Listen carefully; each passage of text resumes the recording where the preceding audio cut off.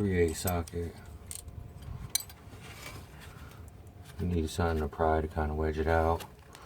See, it's stuck in there. Mine snapped right off when I tried to pull it. Just make sure it sits flush. I have this problem when your speedometer stopped working. All your other dash lights and everything else works. Your fuses are good, but your speedometer don't work. You also get a code usually C0300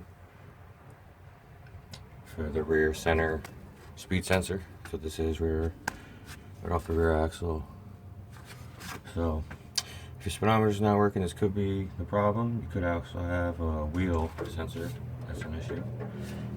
But in this case, it's the issue. It's the second time I had to do this. I did this on my other truck at like 190 maybe, and this one's 291.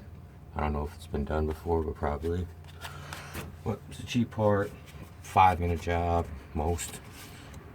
3/8 wrench, screwdriver. That's it.